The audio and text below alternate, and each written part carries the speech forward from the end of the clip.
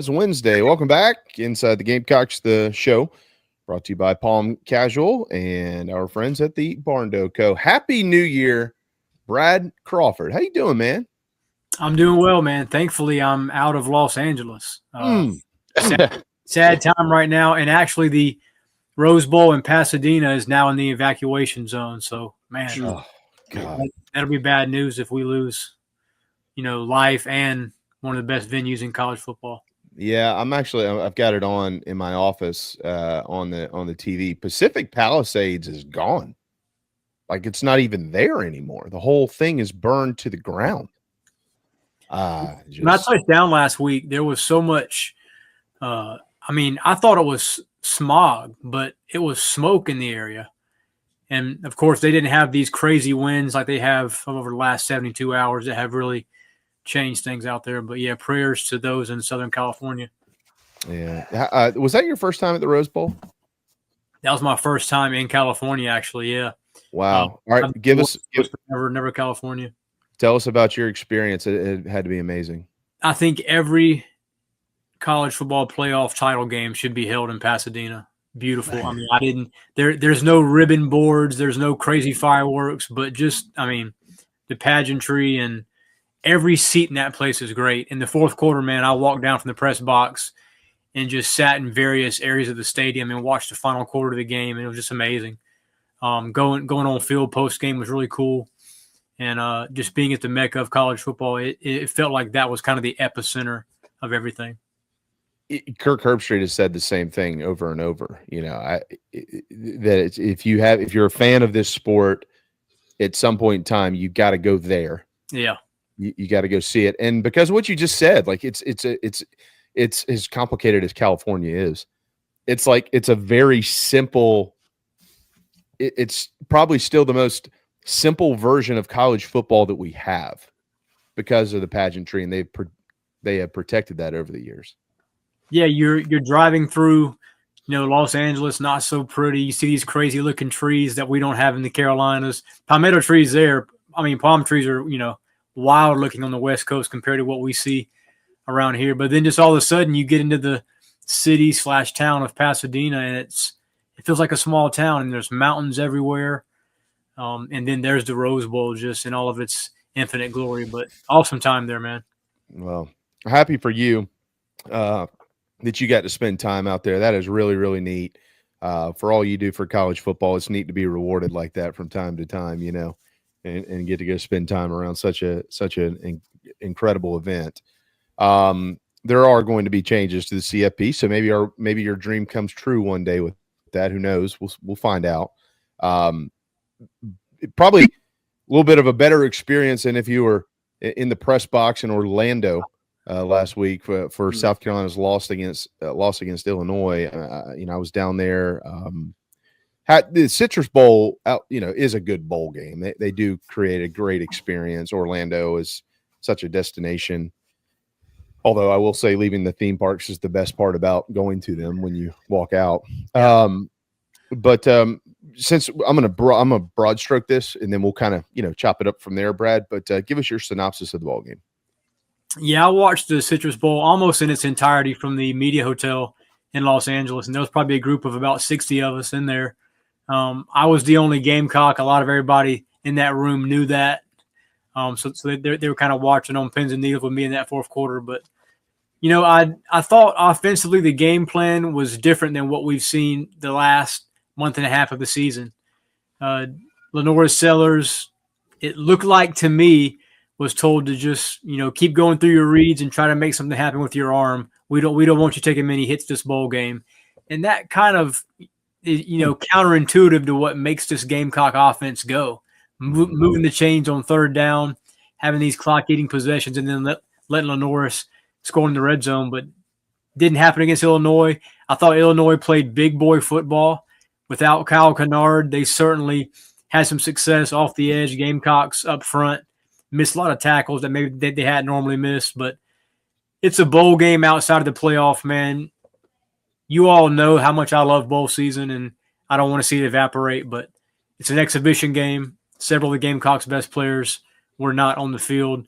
Losing Rocket Sanders hurt too, and him not playing. And then Emmanwori stuff, man, I talked to some sources immediately after that game, and I thought Shane handled it the right way. But a, Yeah. a ton of storylines came out of that. But overall, 9-4 season, much better than a lot of us national guys thought the Gamecocks would finish. All right, we'll start with LaNorris since you mentioned him first, and then we'll move to Nick and go on from there. Yeah, Brad, I thought that LaNorris Sellers looked like a redshirt freshman quarterback that hadn't played a game in 30 days. That's what I mean, he still in that game was better than he was in week one. I mean, he progressed better than anybody in the league this year. There's no question about that. But he missed some big time throws outside of the one at the end to Josh Simon. There were throws throughout the game, deep ones that just had he hit them, and he should have, because he's good at it. Those are big gains that are gone for touchdowns. Carolina blows them out. Game's over. And you mentioned not running or whatever. I don't know whether that was on him or a coach not sure or whatever. But what we do know is he didn't. That's what we do know. And so yes, there certainly was a difference there. But at the same time, I don't think that ball game in any way, shape, or form affected the hype that LaNorris Sellers is going to receive over the next 7-8 months before they get to next year. No, JB, because everyone that watched that, and Brad, I'm sorry, but everyone that watched that saw 270 yards, 80% completion rate, and a touchdown. Like, wow, he had a good game. But, Gamecock fans are the ones that it hurts. Well, South Carolina played probably a C- game. And in the fourth quarter, Sellers was one completion away from Gamecocks beating a 10-win team. So you play a C- performance without two of your top players, and three because Emmanwori sat the second half. But one completion, 4th and goal away, threw that ball at Josh Simon's feet. Had Simon caught that ball, they beat a 10-win team despite not playing all that well. So still a lot of hope. A preseason top 15 team, I think, in 2025. I don't have the Gamecocks as a top 10 team. I saw one early poll, I think, from On 3 that had South Carolina at 7. That's a little too high, but I certainly think that this team could get to 9 wins again. All right, Emmanwori, yeah, I was in that right there for the whole thing. Watched the whole thing play out, for those that may have missed it, Shane was not aware at all. He was told by a staffer that Nick Emmanwori was not going to play. He walked down the sidelines to Nick Emmanwori, who at the time was holding a football in his hand, had a very heated conversation, kind of threw his hands in the air towards the field. They spoke a little bit more. Emmanwori walked to the other end of the bench, basically where his defensive teammates were. He shook all of their hands, dapped him up, grabbed his helmet. Derek Moore escorted him off the field as he threw a pair of gloves into the stands. It actually shook some hands of little kids and stuff like that. Seemed to be in decent spirits. But I agree. So going back to what you said a minute ago, you said you agreed with how Shane Beamer handled that. Yeah. How do you think he would have handled it had he known before the game he was only going to play a half? Well, this was not the Cam Ward situation. Based on everybody in Miami I spoke to in the Pop-Tarts Bowl, Cam Ward was never planning on playing the second half. He wanted to get 2 more quarters on tape. Mario Cristobal knew that. Now, the South Carolina situation, Shane Beamer had no idea before the game that his best player in the secondary was going to sit the second half. I don't think anybody else did, too. Nick told a reporter after the game that he had informed staff. That's based on what I've been told, that is not true. Nobody knew that Emmanwori was going to sit the second half. And that hurt South Carolina because several times in that game, you saw Justin Stepp's wide receivers in the fourth quarter come down like 2 or 3 times on third down with these contested catches. Maybe if Emmanwori's in the game, that changes and maybe the outcome's different. But Shane Beamer immediately rectified the situation by saying, well, you're not going to be part of this team then and just sit on the sideline with us if you've decided to take yourself out. That's kind of how it was conveyed to me. Shane didn't really say that, but that's what I was told happened. And as you saw, JB, you had a first, hand-eye account of it, and that's what happened. Yeah, look, man, I think had they known he wasn't going to play a half, I don't even think he would have made the trip. Maybe he would have. I'm not sure. I certainly don't want to put words in Shane Beamer's mouth. Should have opted out. Yeah.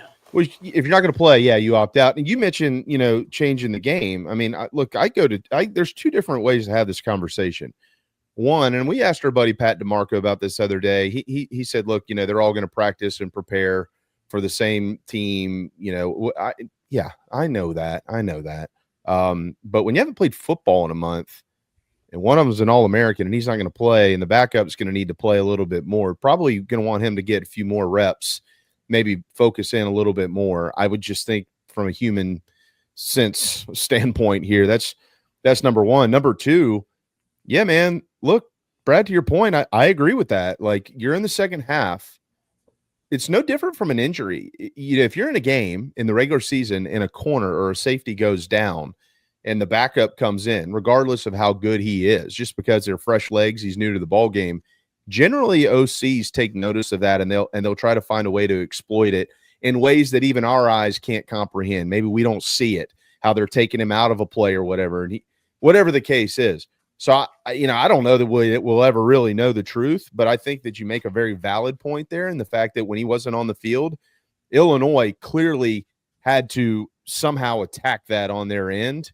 How did it affect the game? I think it personally did. Could I prove it? No, but I haven't heard a lot of people say it the way you have, and so I think you got a really good point there. And it seemed out of character a bit to make that decision for Nick because he's a guy who's been all Carolina his entire career, like 38 career starts or whatever it is, something crazy, as the leader of that secondary, and then just to decide at halftime in a competitive game, chance at 10 wins, I'm going to sit. I don't know. It didn't sit well with me. Maybe somebody was in his ear ahead of the NFL draft saying, you should do this. Maybe the Cam Ward situation made him rethink. But Gamecock staff, from every source I've been told, was completely blindsided by it, and all of them were kind of scratching their head. And it doesn't help that, Shane was pretty much mad the entire game. And then to get that news early in the third quarter just kind of sent him over the edge. Bingo. That's where I was going next, because – yeah, I think if he had it to do again, because I like Nick Emmanwori a lot as a kid and as a player. He made all these comments about finishing what you start. I think if he had to do it again, I think he would. He'd do it. Even he'd maybe do it, hey, coach, I'm going to play the second half. Or I'm going to play the first quarter and the fourth quarter. I'm not sure it makes a difference. You just made 12 games. Why not make it one more? The situation on the field, okay, I personally, this isn't fandom here. I'm trying to be as a former coach. Yeah. Let me see it through those eyes. So let's play this out, Brad. And I'm going to limit my conversation. I'll say this too, JB. So Shane's not the only SEC head coach who complained about officiating during bowl season, because you have different conference crews officiating these games. Kirby Smart said the same thing in the Sugar Bowl. You had the Big 12 down in Orlando. Certain crews may officiate games differently. And SEC head coaches aren't used to that, man. That's exactly right. This has always been under my skin when it comes to this. You get a crew you haven't seen, both teams now. They haven't seen all year. Right. So you're talking the whole game, the entire game. If you're not a Carolina fan, this is going to come off as sour grapes, but I don't care. The whole game, Illinois is holding. I'm telling you. They were tackling guys from behind. Carolina was beating them off the line of scrimmage at times so badly that they just clipped at the back of their knees. Never flags. Okay. Obviously, the substitution thing, that is within the rules. Shane Beamer admitted after the game, hey, we do that from time to time too. It did seem a little bit more egregious. You could see it in the ballpark. It was. There was a lot of frustration that led up to all of this. Beginning of the third quarter, the Emmanwori situation happens. Beamer is boiling hot with frustration at this point in time. It's not like a fumble or something. It's the little things. They chip away. And then the situation on the sideline, after he had walked down 30 yards out onto the field to check on Illinois' injured player, who was actually injured and not faking injuries like the other guys have been doing throughout the game.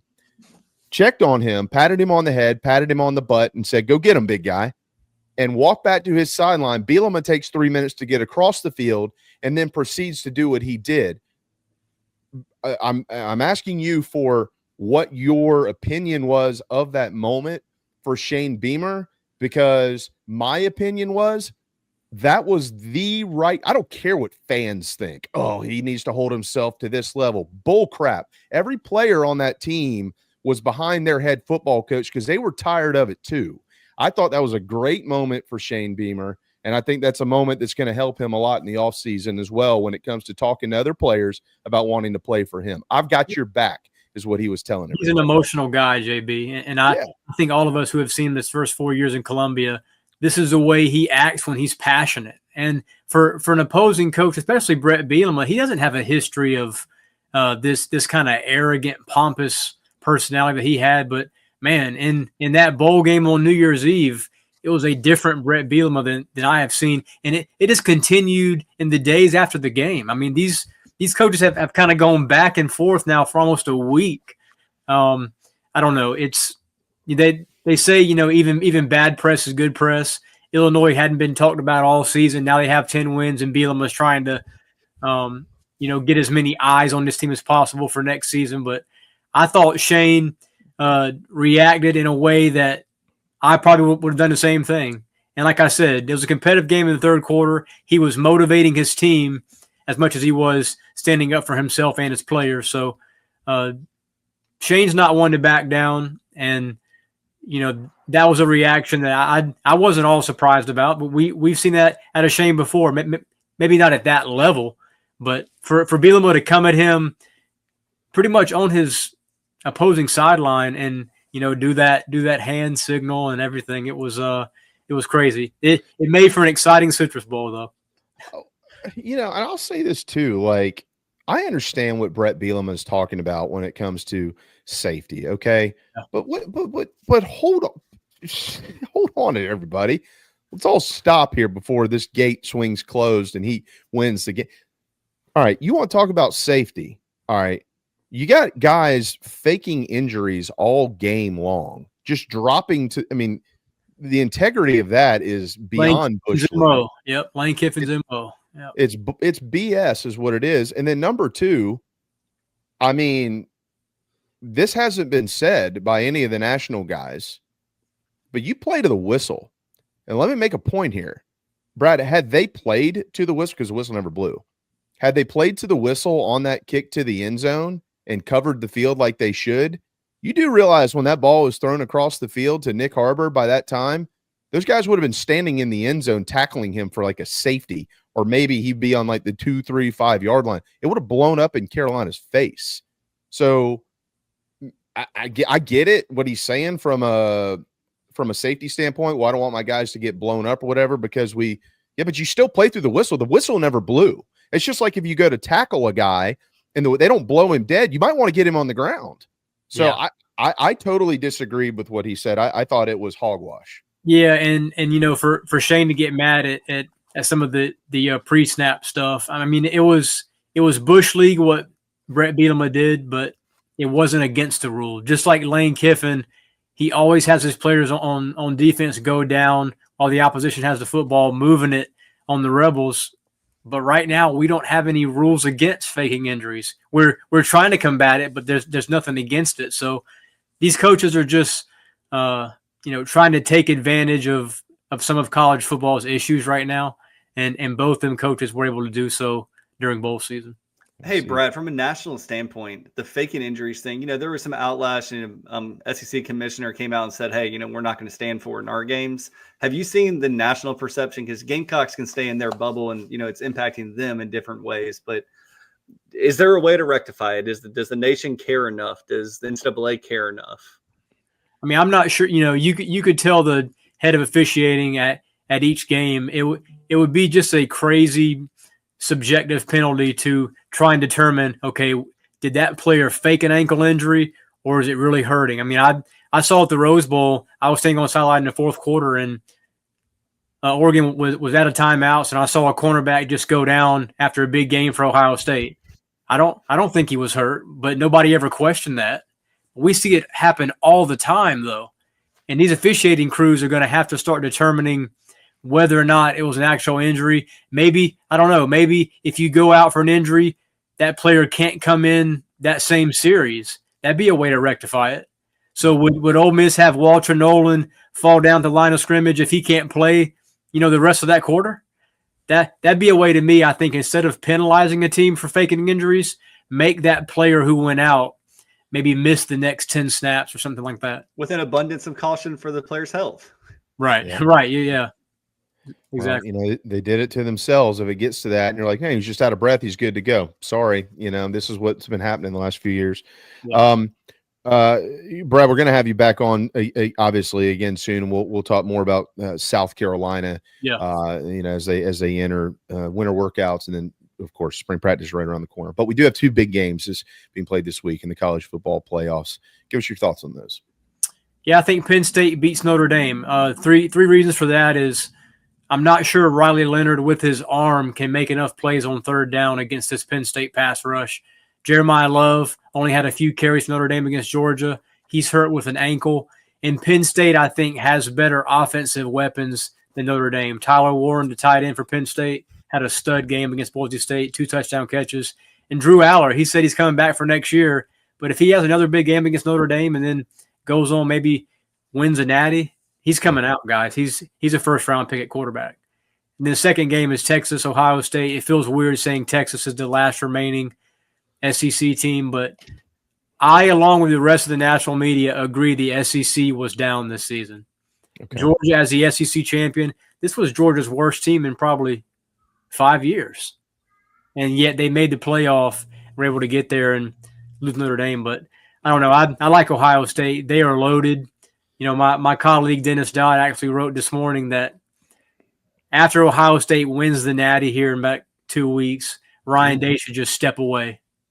He should step away and take an NFL job or hold out for any college job he wants and kind of tell Ohio State to shove it. But I don't know, man. Seeing Jeremiah Smith in person, I've covered college football now for 15 years. In person, he's the best freshman football player I have seen. First it was Tua, but now it's Jeremiah Smith. I sit next to him. He's all of 6'3", 230. He is the next big thing in college football. Wow. Best you've seen? Best I've seen as a freshman. Yeah, there's a guy named Clowney that played around here, Guy named Clowney, too. I got to put you on the spot. There's a guy named Marcus that played. No, I'm just kidding, man. We could just keep naming Carolina guys. Another thing that we'll do with you in the future, because I know you got to go in about 30 seconds, is once the playoff is complete, we'll come back and we'll look at this thing with you through your eyes as to what it was and what needs to be tweaked. I got a feeling I know a couple of things you'll say, but we'll reserve that for you. And what the future of it, could it be better? Could it be worse? Have they made the right decisions? Have they not? So we'll hold off on that so we can have a deeper dive on it, Brad. But so you're saying all Big Ten in the national championship, January 20th. Yep. That's my pick. I mean, the Big Ten was college football's best league this year. Sorry, SEC fans, but top to bottom it was. Well, you're an SEC guy, so it's fair. Yep. But you're not predicting the end of the SEC like some people are. You're saying it was just a down year. It was a down year. Yeah. Okay. It was a down. When Bama loses 4 games, LSU loses 4 games, and Tennessee's the third best team, it's a down year. Bama could have lost 5. Yep. Probably should have. Brad, always appreciate your time, man. I know list season has already begun for you. It's January. So our preseason top 25 at 24/7 comes out the day of the Natty. I'll be in Atlanta for that on January 20th, and then I'm getting a little break. I'm taking my family to Universal for a few days to see Brandon Lake, Rock the Universe concert. So it's going to be a fun January. I'm excited. Wonderful, man. Well, I hope you get out of there alive. I almost didn't, but I hope you do for sure. Happy New Year, brother. Thanks for all you do for college football.